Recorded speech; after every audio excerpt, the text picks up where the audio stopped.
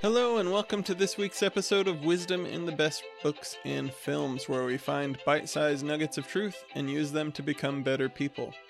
I'm Jake Bear, the host, and this week I am going to continue our science-themed series with a short excerpt from Principia Mathematica by Isaac Newton. The short section that I'm going to read today is typically at the very end of the book, and it is his general Scholium. But before we do that, let's talk a little bit about who Isaac Newton was. He was an English mathematician, physicist, astronomer, and natural philosopher widely regarded as one of the greatest scientists in history.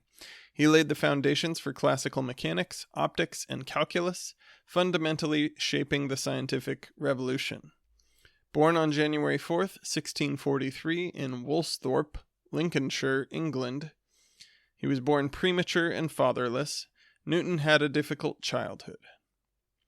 He attended Trinity College, Cambridge in 1661, where he immersed himself in mathematics and natural philosophy. The university closed in 1665 due to the Great Plague, and during his 2 years at home, his Annus Mirabilis happened, which is a miracle year. During that year, he made revolutionary breakthroughs, developing the foundations of calculus, formulating his laws of motion and universal gravitation, and conducting groundbreaking experiments on light and colors, showing that white light is a mixture of colors via prisms. In 1687, he published his masterpiece, Philosophiae Naturalis Principia Mathematica, which is usually just Principia or Principia Mathematica for short, which introduced the three laws of motion, the law of universal gravitation, and explained phenomena from planetary orbits to tides. This work unified terrestrial and celestial mechanics and is considered one of the most important scientific books ever written. Newton also made major contributions to optics in his 1704 book Optics, invented the reflecting telescope, and served as president of the Royal Society, Master of the Mint, where he vigorously pursued counterfeiters, and a member of Parliament. Later in life, he engaged deeply with alchemy, theology, and biblical chronology, writing far more on those topics than he ever had on physics. Newton was deeply religious and viewed his scientific work as uncovering God's orderly creation. He died on March 31st, 1727 in London and was buried in Westminster Abbey. Newton's famous reflection captures his humility amid genius. If I have seen further, it is by standing on the shoulders of giants. So that's a little bit about Isaac Newton. As usual, if you enjoy this episode, please leave a review on Apple or Spotify or wherever it is you listen. And share the show with friends. We appreciate everybody that helps us to grow and get a little bit more reach. I hope that we can get to help as many people as possible with these thoughts and get people to be interested in reading more and watching more movies that are good and uplifting movies when we talk about those. So without further waiting, this is the General Scholium by Sir Isaac Newton from Principia, and this translation into English is from Andrew Mott. Actually, before I get into the reading of the General Principia, I do want to point out a couple of things that you might notice if you are paying attention, and that is that there are a few things that he will mention as facts that we now know something different. For example, he says there are 6 primary planets. Those of you who remember learning about the planets as kids will know that there are actually 9, and those of you who are less than my age might think that there are only 8, but Pluto is definitely a planet. So at the time of Newton, they knew about Mercury, Venus, Earth, Mars, Jupiter, and Saturn. And yes, I was being silly when I said Pluto's definitely a planet. I just like to argue silly things. He also mentions that there are 10 moons moving around the Earth, Jupiter, and Saturn. So at the time of Newton, we have 1 moon around Earth. Jupiter had 4 that they knew of. Saturn had 5 that they know of. Now we know that Jupiter has 95 or more all by itself, and Saturn has over 140 moons. Holy crap.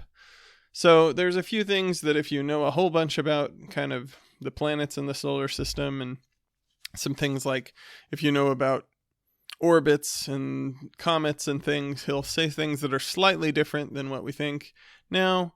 But, he describes orbits as circular. We know that they're somewhat elliptical. But anyway, he's just going off of the things they knew at the time. So these are kind of small things that don't matter that much. But you might notice them, so I thought I'd point it out. So here we go. The hypothesis of vortices is pressed with many difficulties, that every planet by a radius drawn to the sun may describe areas proportional to the times of description. The periodic times of several parts of the vortices should observe the duplicate proportion of their distances from the sun. But that the periodic times of the planets may obtain the sesquiplicate proportion of their distances from the sun. The periodic times of the parts of the vortex ought to be in sesquiplicate proportion of their distances. Sesquiplicate, by the way, means the cube of the square root of a number. It's something they used to use to describe orbits and things. Don't worry, this is going to get really good soon. That the smaller vortices may maintain their lesser revolutions about Saturn, Jupiter, and other planets, and swim quietly and undisturbed in the greater vortex of the sun. The periodic times of the parts of the sun's vortex should be equal, but the rotation of the sun and planets about their axes, which ought to correspond to the motions of their vortices, recede far from all these proportions. The motions of the comets are exceedingly regular, are governed by the same laws with the motions of the planets, and can by no means be accounted for by the hypothesis of vortices. For comets are carried with very eccentric motions through all parts of the heavens indifferently, with a freedom that is incompatible with the notion of a vortex. Bodies projected in our air suffer no resistance but from the air. Withdraw the air, as is done in Mr. Boyle's vacuum, and the resistance ceases. For in this void a bit of fine down and a piece of solid gold descend with equal velocity. And the parity of reason must take place in the celestial spaces above the earth's atmosphere, in which spaces there is no air to resist their motions. All bodies will move with the greatest freedom, and the planets and comets will constantly pursue their revolutions in orbits given in kind and position, according to the laws above explained. But though these bodies may indeed persevere in their orbits by the mere laws of gravity, yet they could by no means have at first derived the regular position of the orbits themselves from those laws. The 6 primary planets are revolved about the sun, in circles concentric with the sun, and with motions directed towards the same parts and almost in the same place. 10 moons are revolved about the earth, Jupiter, and Saturn, in circles concentric with them, with the same direction of motion and nearly in the planes of the orbits of those planets.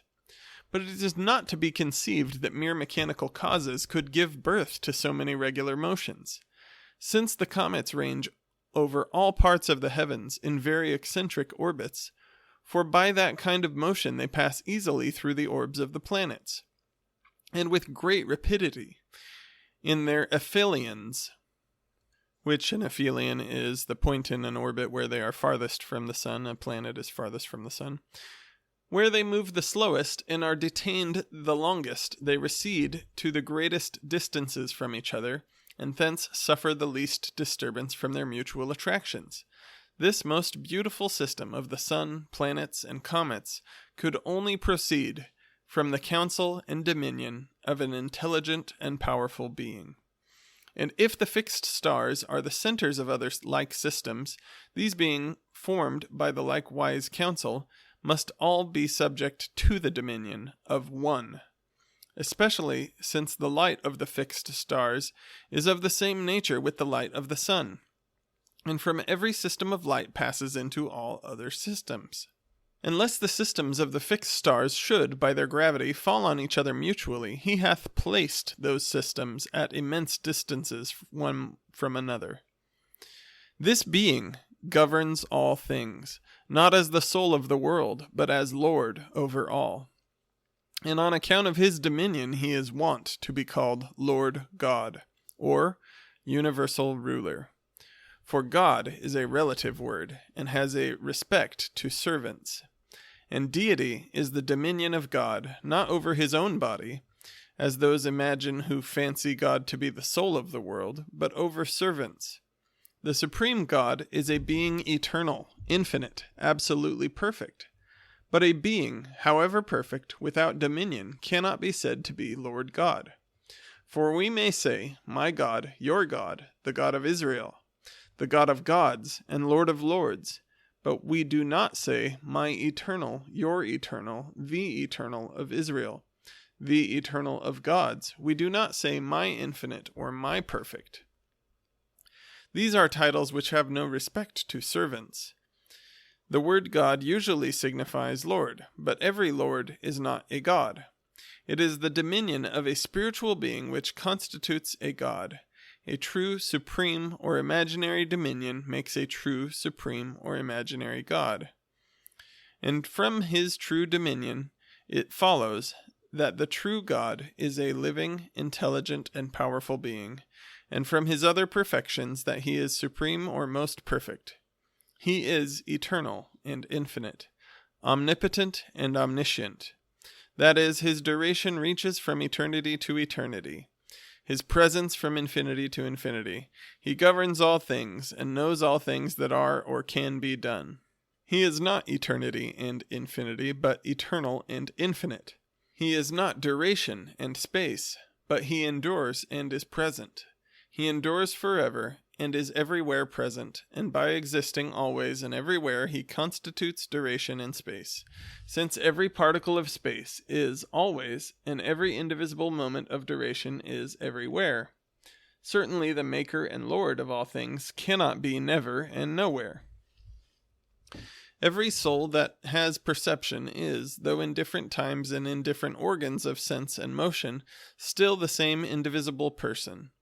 There are given successive parts in duration, coexistent parts in space, but neither the one nor the other in the person of a man, or his thinking principle, and much less can they be found in the thinking substance of God. Every man, so far as he is a thing that has perception, is one and the same man during his whole life, in all and each of his organs of sense. God is the same God, always and everywhere. He is omnipresent, not virtually only, but also substantially. For virtue cannot subsist without substance. In him are all things contained and moved, yet neither affects the other. God suffers nothing from the motion of bodies. Bodies find no resistance from the omnipresence of God. 'Tis allowed by all that the supreme God exists necessarily, and by the same necessity he exists always and everywhere. Whence also he is similar, all eye, all ear, all brain, all arm, all power to perceive, to understand, and to act.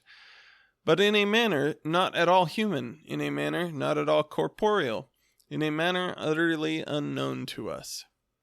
As a blind man has no idea of colors, so we have no idea of the manner by which the all-wise God perceives and understands all things. He is utterly void of all body and bodily figure, and can therefore neither be seen, nor heard, nor touched, nor ought he to be worshipped under the representation of any corporeal thing. We have ideas of his attributes, but what the real substance of anything is, we know not.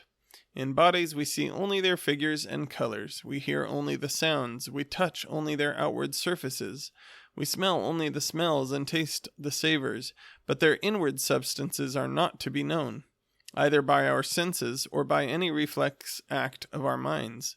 Much less, then, have we any idea of the substance of God. We know him only by his most wise and excellent contrivances of things and final causes. We admire him for his perfections, but we reverence and adore him on account of his dominion. For we adore him as his servants, and a God without dominion, providence, and final causes is nothing else but fate and nature. Blind metaphysical necessity, which is certainly the same always and everywhere, could produce no variety of things. All that diversity of natural things which we find, suited to different times and places, could arise from nothing but the ideas and will of a being necessarily existing. But by way of allegory, God is said to see, to speak, to laugh, to love, to hate, to desire, to give, to receive, to rejoice, to be angry, to fight, to frame, to work, to build. For all our notions of God are taken from the ways of mankind, by a certain similitude which, though not perfect, has some likeness, however. And thus much concerning God, to discourse of whom, from the appearance of things, does certainly belong to natural philosophy. Hitherto we have explained the phenomena of the heavens and of our sea by the power of gravity, but have not yet assigned the cause of this power. This is certain, that it must proceed from a cause that penetrates to the very centers of the sun and planets, without suffering the least diminution of its force, that operates not according to the quantity of the surfaces of the particles upon which it acts, as mechanical causes used to do, but according to the quantity of the solid matter which they contain, and propagates its virtue on all sides, to immense distances, decreasing always in the duplicate proportion of the distances.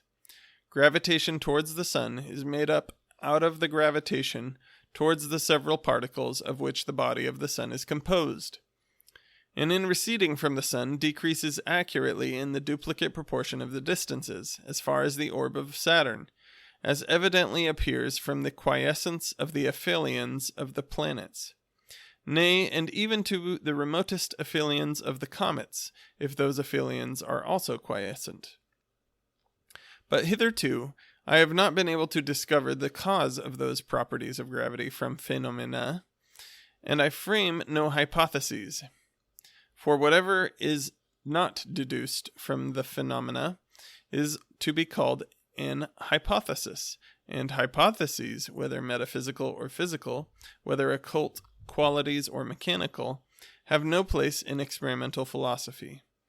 In this philosophy, particular propositions are inferred from the phenomena, and afterwards rendered general by induction.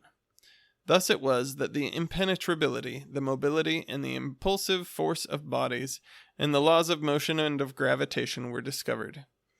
And to us it is enough that gravity does really exist, and act according to the laws which have been explained, and abundantly serves to account for all the motions of the celestial bodies and of our sea. And now we might add something concerning a certain most subtle spirit, which pervades and lies hid in all gross bodies, by the force and action of which spirit the particles of bodies mutually attract one another at near distances, and cohere if contiguous. And electric bodies operate to greater distances, as well repelling as attracting the neighboring corpuscles. And light is emitted, reflected, refracted, inflected, and heats bodies. And all sensation is excited. And the members of animal bodies move at the command of the will, namely by the vibrations of this spirit, mutually propagated along the solid filaments of the nerves, from the outward organs of the sense of the brain, and from the brain into the muscles. But these are things that cannot be explained in a few words, nor are we furnished with that sufficiency of experiments which is required to an accurate determination and demonstration of the laws by which this electric or elastic spirit operates. That is the end of the General Scholium by Isaac Newton. I know that the language in that one was pretty dense, so if you made it through it, I congratulate you, but I did think it was worth reading the whole thing because it was pretty short, and I just think it's really interesting. Quick side note before I finish, if you're wondering why Isaac Newton had to have his book translated into English, it is because he wrote Principia Mathematica in Latin, which was the scholarly language of his day, back in the 16 and 1700s. So even though he was an Englishman, this was written in Latin. Some of his other books were written in English, but this was not one of them. So not only did they talk in different language back then, but also he was speaking in Latin. So I think a lot of the wording that sounds kind of funny or the things that may be difficult or dense do come from that source. That is all I have for you this week. Come back next week where we will have another short episode where we will be reviewing another book looking at the effects of science on our culture and how that relates to God. It will be probably our final real scientific focused episode before we move on into another theme. So I hope you will join me next week for that. Have a good week.